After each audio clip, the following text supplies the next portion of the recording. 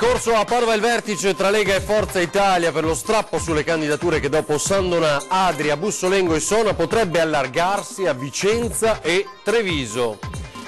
Tragedia in centro a Chioggia, il corpo senza vita di un cinquantenne è stato recuperato dai vigili del fuoco in un canale. L'ipotesi è che sia caduto in acqua con la bici elettrica.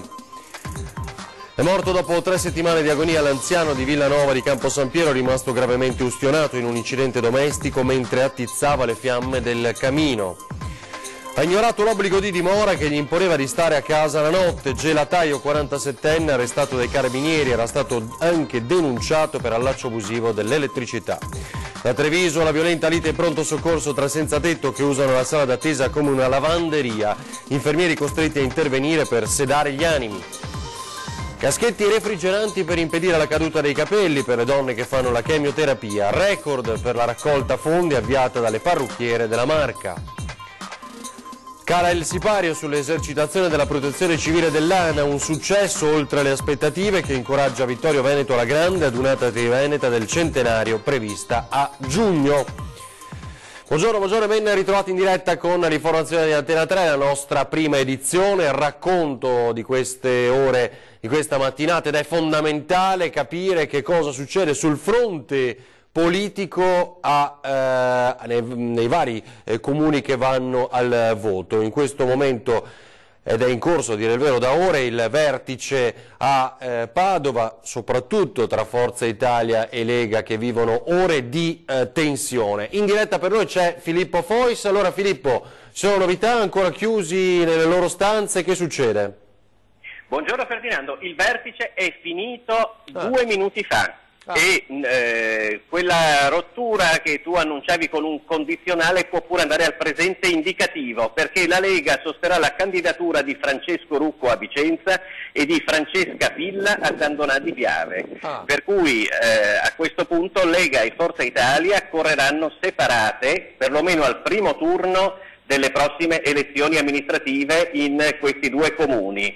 Non solo, da quello che ci è parso di capire, perché chiaramente la situazione è ancora in evoluzione da parte di Paroli, il coordinatore regionale di Forza Italia, le conseguenze adesso potrebbero farsi sentire anche a Treviso sulla candidatura di Mario Conte della Lega, a cui potrebbe mancare a questo punto l'appoggio di Forza Italia.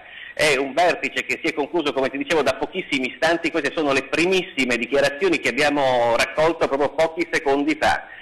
Il tavolo, possiamo dire, a questo punto è saltato e bisognerà solamente valutare le conseguenze a questo punto su Treviso, perché su Vicenza e Sandona di Piave la coalizione si è spaccata e Forza Italia correrà per conto suo. Questo è molto significativo. Comunque su Treviso non ti hanno detto nulla ancora, non ci sono novità, perché... Diciamo che la risposta di Paroli di Forza Italia è stata vedremo, valuteremo le conseguenze. Come li hai visti? Volti tirati o è una strategia da primo turno? Gian Antonio D'Arè l'ho visto più sereno di Paroli, se devo essere sincero. Ci ha spiegato che per quello che riguarda Vicenza la candidatura di Francesco Rucco è stata giudicata più forte rispetto a quella di Fabio Mantovani, mentre per quello che riguarda Sandona di Piave si tratta di una decisione che è stata presa dalla Lega di Sandona, quindi come sapete qui la dicotomia si viveva tra Gianluca Forcolin e Francesca Zaccariotto. Alla fine ha vinto la via di Forcolin, per cui la Lega si presenta con un suo candidato. Senti Filippo, l'ultima considerazione che ti chiedo è conseguenza, anzi preludio di quello che sta per succedere a Roma? Su questo hanno detto che non dovrebbero esserci conseguenze, ma lo dicevano con un'aria poco convinta a dirla.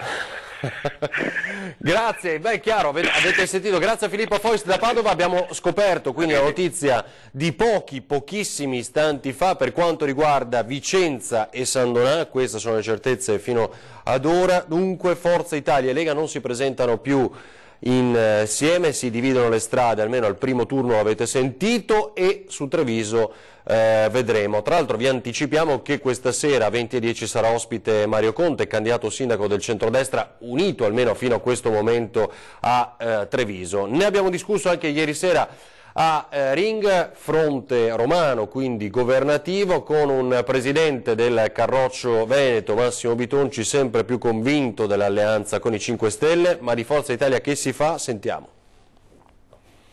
Lega 5 Stelle vuol dire senza Berlusconi o senza Forza Italia? Ma io l'ho detto anche l'ultima volta che sono stato qui, no? Io penso che alla fine la Forza Italia darà un appoggio esterno a un governo, un eventuale governo.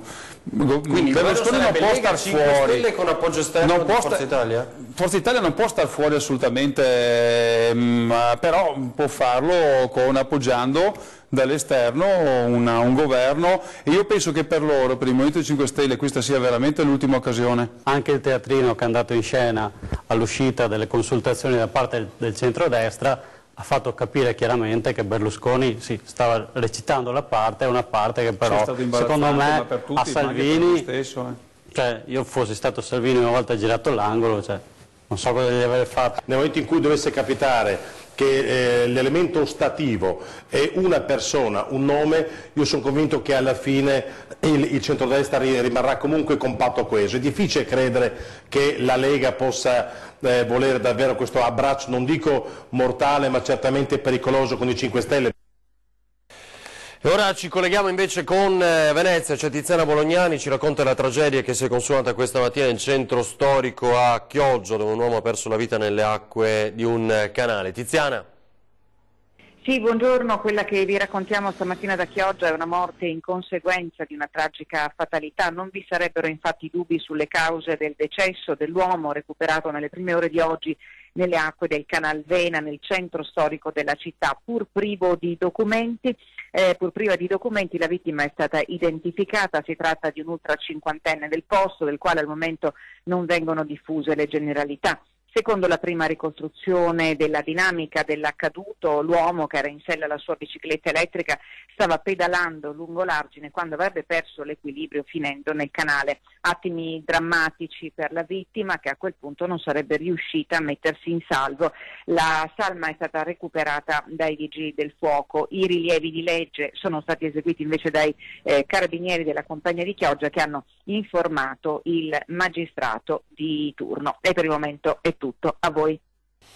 Grazie a Tiziana Bolognani. Ulteriori informazioni ovviamente nei nostri telegiornali di questa sera, il telegiornale di Venezia in onda alle 19. E poi è morto ancora una vittima dopo una lunga agonia, un anziano di Villanova di Campo San Piero rimasto ustionato in un incidente domestico. È morto dopo 20 giorni di agonia Galileo Contin, l'84enne di Villanova di Campo San Piero, che il 27 marzo era rimasto gravemente ustionato mentre stava sistemando il fuoco all'interno della sua abitazione. Improvvisamente l'anziano era stato avvolto dalle fiamme ed era stato soccorso dalla moglie, ex infermiera, che era stata in grado di togliergli i vestiti. Poi erano arrivati i vicini che avevano chiamato i soccorsi. L'elicottero del 118 aveva trasportato l'uomo al centro Grandi Ustionati di Padova, dove era arrivato però in gravi condizioni, tanto che non si era più ripreso. Da Treviso la violenta lite adesso in pronto soccorso tra senza tetto che usano la sala d'attesa come una lavanderia. Panni stesi ad asciugare sui termosifoni del pronto soccorso e tra due senza dimora scoppia una zuffa che ha toccato una pattuglia della polizia a sedare, riportando alla calma una situazione di tensione che si ripropone quotidianamente. Accade al Cafoncello di Treviso. In ospedale dall'autunno alla primavera trovano riparo molti senza tetto, italiani e stranieri, che trascorrono delle ore in sala d'aspetto anche solo per ricaricare il telefono, usare il bagno o, come detto, asciugare la biancheria. E qualche sera fa tra i due è scoppiata una lite furibonda che sono stati gli agenti delle volanti a risolvere. Una situazione che per i sindacati degli operatori dell'ospedale, a cominciare dalla FIALS, la Federazione Autonoma dei Lavoratori della Sanità, va risolta alla radice. Il personale, affermano, non ne può più di situazioni come questa. Occorre intervenire per garantire l'incolumità di chi al Cafoncello lavora e degli utenti. L'appello è alla direzione dell'azienda sanitaria: serve maggiore sicurezza contro aggressioni e furti, così da consentire a chi opera in ospedale di dedicarsi esclusivamente all'assistenza dei pazienti. La Guardia Costiera di Caorle ha sequestrato un deposito di fanghi di dragaggio depositati illegalmente lungo la scogliera che protegge la darsena di Mariclea della Laguna del Mort. L'attività di ieri ha consentito di appurare che all'interno della darsena nel corso dell'ultimo mese si sono svolte alcune attività manutentive non autorizzate dall'autorità marittima, tra cui lo spostamento e la sostituzione di alcune bricole. Sui fanghi, che ricoprono un'area di circa 500 metri quadrati, la Guardia Costiera ha appurato comunicato che non sono stati eseguiti controlli di natura chimico-tossicologica, circostanza che lascia aperta l'ipotesi di contaminazione ambientale. Per questo motivo l'ufficio circondariale marittimo di Caorle ha immediatamente contattato l'Agenzia regionale per l'ambiente del Veneto, che nei prossimi giorni eseguirà gli approfondimenti del caso. Ora i carabinieri di Campo Nogara, che hanno eseguito un decreto di sospensione dall'affidamento in prova a un veneziano di 47 anni che aveva più volte violato le prescrizioni a lui imposte. Buongiorno da Mira, una storia partita con una denuncia e finita in carcere. Il gelataio 47enne, titolare di una gelateria a Oriago, era infatti stato denunciato nei giorni scorsi dai carabinieri per essersi allacciato abusivamente alla corrente elettrica ed è finito in manette lunedì pomeriggio. A fermarlo sono stati i carabinieri di Campo Nogara, che hanno eseguito un decreto di sospensione dell'affidamento in prova che è stato emesso dall'ufficio di sorveglianza del Tribunale di Venezia nei confronti dell'uomo che è residente proprio a Campo Nogara. E secondo quanto riferito dai militari dell'Arma, il 47enne sarebbe stato sottoposto all'affidamento in prova con obbligo di permanenza notturna nel proprio domicilio a partire dall'ottobre 2015 per una condanna per bancarotta fraudolenta. Avrebbe però violato più volte le prescrizioni, tant'è vero che durante alcuni controlli notturni non sarebbe stato trovato in casa. A quel punto la decisione del Tribunale di aggravare la misura di limitazione della libertà personale disponendo l'accompagnamento nel carcere di Santa Maria Maggiore. E per quanto riguarda la questione dell'allacciamento abusivo, che è stato scoperto nei giorni scorsi, che aveva allontanato da sé le accuse dichiarando di essere titolare di un regolare contratto sul libero mercato, è stato scoperto e quindi punito anche quello. Da Mira è tutto, restituisco la linea allo studio. Grazie Ilaria Marchiori. Intanto alle 9 di questa mattina un incidente stradale in A4 tra 4 vetture poco prima dell'area di servizio di Arino in direzione Milano ha provocato fino a 8 km di coda e 2 sulla tangenziale di Mestre, altri 2 km di una tangenziale. L'incidente fortunatamente non ha provocato feriti, sul posto la Polstrada, 4 mezzi ausiliari di CAV coordinati al centro operativo di Mestre della società autostradale. Schianto frontale all'Alba poi a Schio con 2 feriti, 1 è grave.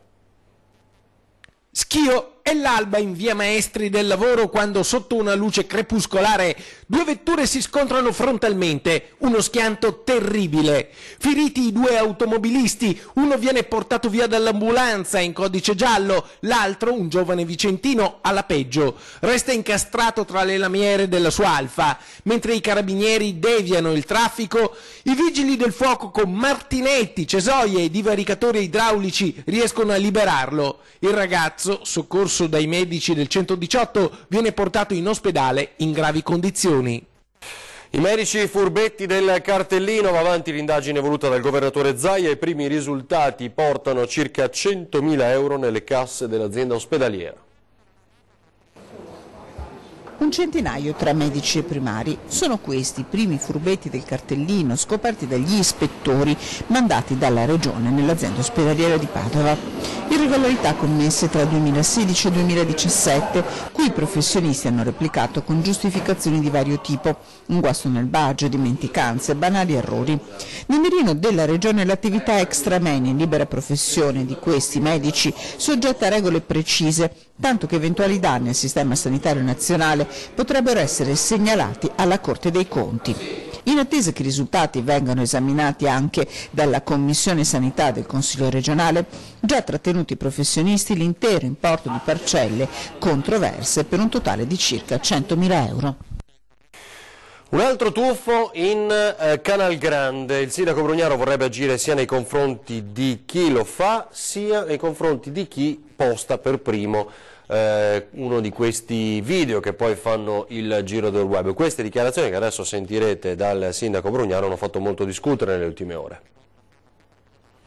Si ricomincia. Anche se la bella stagione deve ancora arrivare, c'è già chi ha iniziato a dare spettacolo tuffandosi in Canal Grande. È successo verso le 2 del mattino dal ponte di Rialto, quando un gruppetto di giovani, molto probabilmente di nazionalità straniera, si è cimentato nell'impresa, spalleggiati anche dalle persone che li guardavano da terra. Il video è stato poi pubblicato sulla pagina Facebook Venezia non è Disneyland. Amareggiato il primo cittadino. Più diamo spazio a questi personaggi, più avremo la gara a venire a combinare questo tipo di atti eroici a Venezia. Non credo che facciamo un piacere a nessuno a pubblicare le foto di questi, i video di questi eroi. È una cosa veramente squallida l'approfittarsi di un luogo così delicato, ma è ancora più squallido speculare poi con la comunicazione, lo dico anche a tutti quelli che pubblicano sui siti internet eccetera. Tutti quanti bravi, il problema è che poi si farà la gara a chi ne farà di più. Questo ognuno si faccia una bella riflessione. Il tuffatore si è dileguato. Per tentare di risalire a lui saranno sfruttate le immagini delle telecamere di videosorveglianza che monitorano il ponte. Purtroppo i controlli notturni sono pochi e questa pratica rischia di degenerare in una pericolosa abitudine a cui il sindaco vuole mettere la parola fine. Noi vediamo se sono gli estremi di poter anche concorrere non soltanto a fare una causa per danno d'immagine a chi si butta per esempio da un ponte in Canal Grande, ma anche da un altro ponte. Cerchiamo di vedere se ci sono le condizioni per poter poi agire ma anche chiedere danni a chi diffonde questo materiale, evidentemente offendendo l'immagine della città e costruendo, ripeto, un seguito di cialtroni, e purtroppo di cialtroni ce ne sono tanti nel mondo. E poi non serviva certo un grande studio, ma insomma per quanto riguarda affitti e vendite, chiaramente Venezia su fronte casa è la città più cara del Veneto. Bisogna trovare un modo, lo sentiremo ora dall'assessore, per riportare però dei cittadini in centro storico e lì ad abitare. Sentiamo Paola Mar. Noi vogliamo dare anche noi la possibilità ai nostri cittadini soprattutto di rimanere in città e di aggiungere attraverso tutte le azioni che potremo fare altri nuovi cittadini. La volontà dichiarata è quella di fare il possibile per far tornare a vivere in città chi negli anni ha deciso di abbandonare Venezia e bisognerà lavorare su molti fronti, se è vero come è vero che una delle cause principali dello svuotamento del centro storico è il caro casa. Sia che si tratti di affitti che di vendite, Venezia è in assoluto il capoluogo più costoso del Veneto. Il dato è dell'osservatorio di immobiliare.it che ha analizzato l'andamento dei prezzi richiesti per le compravendite e per le locazioni in Veneto. Ebbene a Venezia nell'ultimo anno i canoni sono aumentati mediamente del 4,6%, mentre nel settore delle compravendite acquistare casa costa oltre 1.000 euro in più rispetto ai prezzi medi richiesti negli altri capoluoghi del Veneto. Per quanto riguarda gli affitti, mediamente per un bilocale di 50 metri quadrati a Venezia si spendono circa 200 euro in più che a Padova, Verona o Treviso. C'è però una nota positiva. Timidamente nell'ultimo anno il numero dei residenti in centro storico è aumentato, dimezzando la perdita del 50% per ogni 1.000 abitanti osservata negli anni scorsi. L'amministrazione comunale sta lavorando per agevolare la residenzialità anche attraverso progetti e accordi che coinvolgono l'università. Stiamo lavorando con le università per dei protocolli che portino anche studenti europei e anche extraeuropei a studiare in città e poi ad avere voglia sul modello Boston di rimanere in città. Ci fermiamo per qualche istante, a tra poco con altre novità.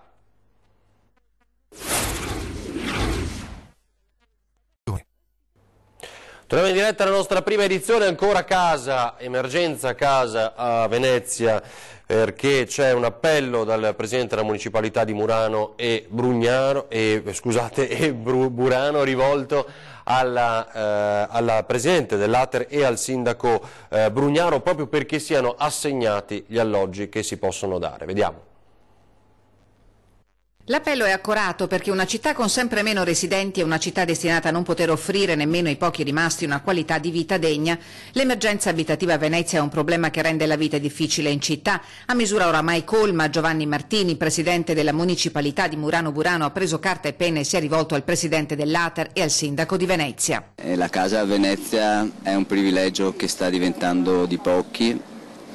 È un mercato, quello della casa e quello delle affittanze, drogato dal turismo di massa che ci sta soffocando, e quindi la possibilità che almeno gli alloggi pubblici, gli alloggi comunali o gli alloggi appunto Ater siano dati ai residenti mi sembra che sia il minimo. Martini si rivolge al presidente dell'Ater poiché Ater ha immobili da affittare, molti dei quali da anni assolutamente vuoti.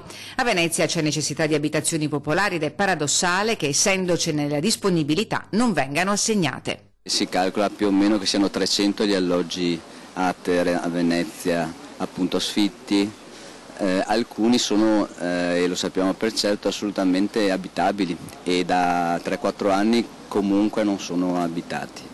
Essere responsabili di sottrarre alla comunità la possibilità di accedere alla residenza, dice Martini, è una scelta che non può lasciare indifferenti. L'appello accorato è proprio a cercare assolutamente di rispondere a questa esigenza, perché una città che si svuota di sicurezza, perché più la gente è per la strada e meno c'è bisogno di questi strani controlli di vicinato.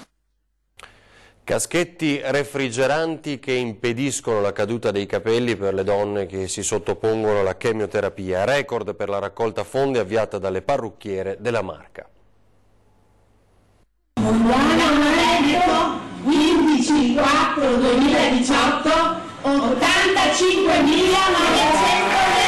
85.920 euro. L'assegno simbolico è stato consegnato alla Lilt di Treviso per l'acquisto dei caschetti refrigeranti salvacapelli per le donne sottoposte a chemioterapia, un risultato che va ben oltre le aspettative e che testimonia il successo dell'iniziativa dei parrucchieri della Marca per aiutare le donne. Una parte dell'incasso dell'8 marzo è stata devoluta alla campagna di raccolta fondi ribattezzata Beneficiamo Bellezza, diamo un taglio alla sofferenza. Poi si sono aggiunte le donazioni di tante clienti che hanno voluto collaborare a questo progetto, nato quasi per caso quando una parrucchiera ha dovuto rasare i capelli di una donna prima dell'inizio della chemio. Questa ragazza che è giovane doveva rasarsi i capelli e le avevo consigliato di andare a Padova a fare le chemio, perché so che esiste già lì una struttura dove hanno questi caschetti refrigeranti, e lei mi ha detto è troppo lontano, e quindi ho detto niente, bisogna far partire anche per Treviso, perché dobbiamo avere anche qui vicino la possibilità di avere questi caschetti refrigeranti. E così si è messa in moto una catena di solidarietà nei saloni della Marca. Il macchinario refrigerante completo di 2 caschetti costa 60.000 euro e visto che la raccolta fondi ha superato la cifra, ora si punta all'acquisto di una seconda apparecchiatura, magari con l'aiuto di qualche azienda del territorio disposta a dare un contributo, perché sono 800 ogni anno nella sola Marca le donne che si ammalano di tumore al seno, ed aiutarle a conservare la propria femminilità e il proprio aspetto anche in un momento così difficile è importante. Quando si guardano allo specchio si vedono sane, quindi non si sentono malate. Questo magari può aiutare emotivamente a superare bene la malattia, e anche purtroppo, essendo che ci sono tanti casi anche di persone giovani, non devono giustificare anche i figli, perché sappiamo che ci sono tante che hanno figli piccoli e che i bambini piccoli, quando vedono una mamma senza capelli, pensano al peggio. Poi la protezione civile degli alpini, cala il sipario sulle esercitazioni delle scorse ore, un successo oltre le aspettative che incoraggia e prepara ovviamente la Dunata Triveneta nel centenario a Vittorio Veneto.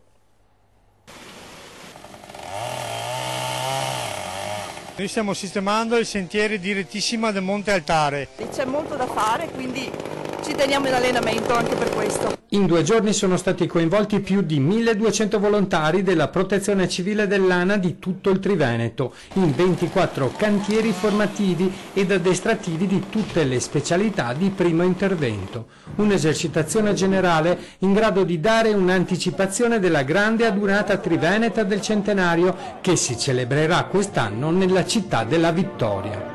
La cerimonia è iniziata con l'alzabandiera e l'inno nazionale e con l'emozionante visione dei 10 tricolori issarsi nei pennoni a simboleggiare i 10 comuni coinvolti nelle attività di addestramento e di formazione del personale della Protezione Civile dell'ANA. Avevamo un'aspettativa stimata di 900 volontari.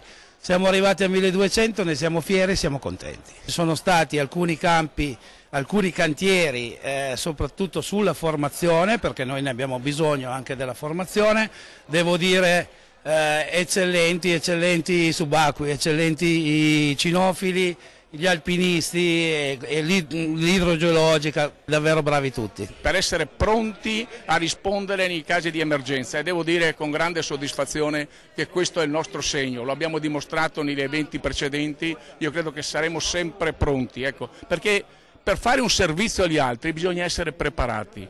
Le penne nere dopo la cerimonia dell'alzabandiera hanno sfilato lungo il percorso che 100 anni fa fecero i soldati che entrarono in città dopo la battaglia del Piave.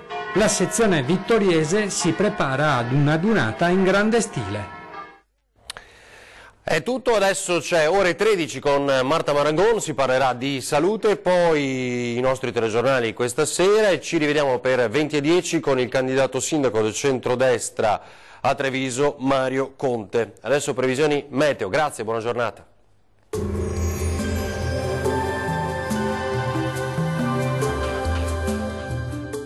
Termoidraulica Susin. Se compri una caldaia, in omaggio il condizionatore. Termoidraulica Susin a 0 branco. Ben ritrovati al meteo di Antenna 3. Condizioni di tempo asciutto e stabile sulle nostre regioni. Vediamo il dettaglio di martedì 17 aprile. Sul Veneto l'alta pressione regalerà il bel tempo, non sono infatti previsti fenomeni degni di nota. Ampio soleggiamento ovunque, con il cielo che si presenterà sereno o al massimo poco nuvoloso. Le temperature minime saranno comprese tra 10 e 14 gradi, valori massimi in aumento tra 21 e 24 gradi. Bel tempo anche sul Friuli Venezia Giulia. Anche sulla nostra regione infatti splenderà il sole, sarà una giornata all'insegna dell'ampio soleggiamento, con il cielo che sarà sereno o al più con poche nubi a carattere sparso. Le temperature minime saranno comprese tra 13 e 14 gradi, valori massimi gradevoli tra 21 e 24 gradi. Poche novità se ci spostiamo a vedere la situazione del Trentino Alto Adige. A prevalere sarà il sole, tuttavia al mattino potrebbero verificarsi deboli e isolati piovaschi, specie sui confini alpini. Bel tempo altrove con cielo sereno o poco nuvoloso. Temperature minime comprese tra 10 e 11 gradi, valori massimi si attesteranno invece intorno ai 23 gradi. Dal meteo di Antenna 3 per ora è tutto. Arrivederci al prossimo aggiornamento.